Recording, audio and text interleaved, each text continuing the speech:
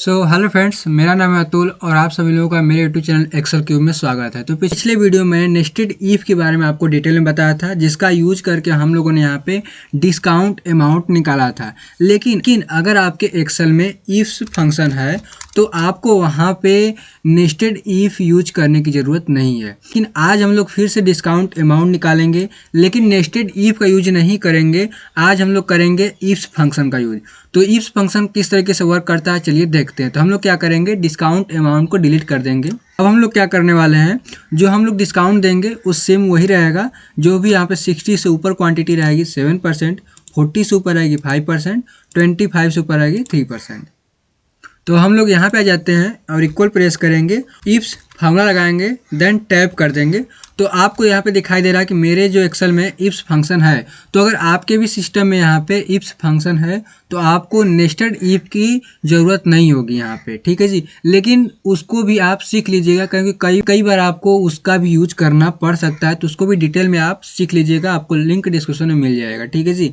Then यहाँ पे आते हैं, लॉजिक टेस्ट दिया गया है। तो फर्स्ट हमारा जो लॉजिक टेस्ट है वो दिया है हमारा 60, यानी कि क्वांटिटी जो है, तो क्वांटिटी 60 से ऊपर होनी चाहिए। तो हम लोग यहाँ पे 7% का डिस्काउंट देंगे। तो हम लोग यहाँ पे क्वांटिटी को सिलेक्ट कर लेंगे, greater than is equal to हमारा क्या है 60 है। तो या तो आप इस सेल को सिलेक्ट करिए या फिर आप मैनुअली 60 टाइप कर दीजिए, देन कॉमा करेंगे। देखिए हमारा लॉजिक टेस्ट यहाँ पे 1 लिखा है, तो लॉजिक टेस्ट हमने 1 दिया है। तो अगर ये कंडीशन हमारी सत्य होती तो हम लोग क्या करेंगे, यहाँ पे हम लोग करने वाले हैं टोटल अमाउंट में 7% का डिस्काउंट। तो हम लोग इसको सिलेक्ट करेंगे, देन मल्टीप्लाई बाई 7% हम लोग यहाँ पे टाइप कर देंगे। तो अगर देखिए यहाँ पे लॉजिक टेस्ट यहाँ पे फर्स्ट दिया है, जिसमें हमने क्या करा है D2, यानी कि जो क्वांटिटी हमारी है उसको मैंने यहाँ पे 60 ग्रेटर देन 60 दिया है, यानी कि 60 से ज़्यादा होती है तो हम लोग उसके टोटल अमाउंट पे 7% का डिस्काउंट दे देंगे, ठीक है। देन हम लोग क्या करेंगे, देखिए यहाँ पे वैल्यू इफ ट्रू 1 लिखा है। अगर हमारी पहली वैल्यू सत्य होती तो हम लोग ये प्रिंट कराएंगे, अन्यथा हम लोग यहाँ पे कॉमा करेंगे।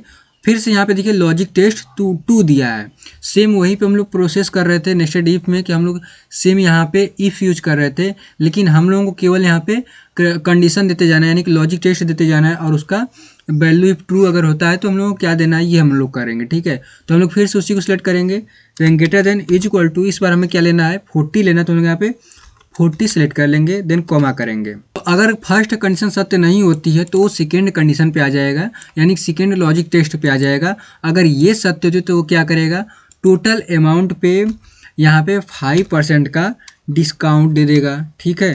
देन कॉमा करेंगे। फिर से देखिए यहाँ पे लॉजिक टेस्ट 3 दिया है, आप जितना लॉजिक टेस्ट है आप उतना यहाँ पे दे सकते हैं। हम लोग फिर से क्वान्टिटी को सेलेक्ट करेंगे, greater than is equal to, इस बार 25 है तो हम लोग यहाँ पे 25 टाइप कर देंगे, देन कॉमा करेंगे।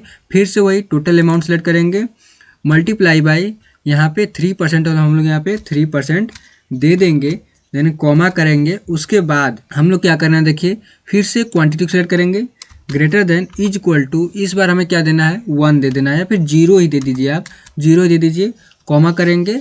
और जो डिस्काउंट है उस पर हम लोग यहाँ पे मल्टीप्लाई बाय 0%, या फिर आप कुछ भी लिख सकते हैं। तो हम लोग यहाँ पे 0% कर लेंगे, देन ब्रैकेट क्लोज करेंगे और इंटर कर देंगे। तो देखिए हमारा ये आ गया, और हम लोग इसको यहाँ पे कॉर्नर पे लाके, आप देखिए यहाँ पे कॉर्नर पे लाके यहाँ पे माउस से के लेफ्ट बटन से डबल क्लिक कर देंगे तो इस सभी में हमारा फिल हो जाएगा। देखिए यहाँ पे 0 आ रहा है, तो अगर आप यहाँ पे 0 लिख भी देते तो भी आपका यहाँ पे 0 ही आता, ठीक है। क्योंकि यहाँ पे 0 से मल्टीप्लाई जब भी कोई वैल्यू होती है तो उसका आंसर जो होता है 0 ही होता है। तो आप 0 मल्टीप्लाई लिखिए या फिर डायरेक्ट 0 लिख दीजिए, तो 0 ही हमें देखने को मिलेगा। आपने यहाँ पे देखा कि नेस्टेड इफ के बजाय हमने यहाँ पे इफ फंक्शन यूज करा और हमें रिजल्ट सेम वही देखने को मिल रहा है।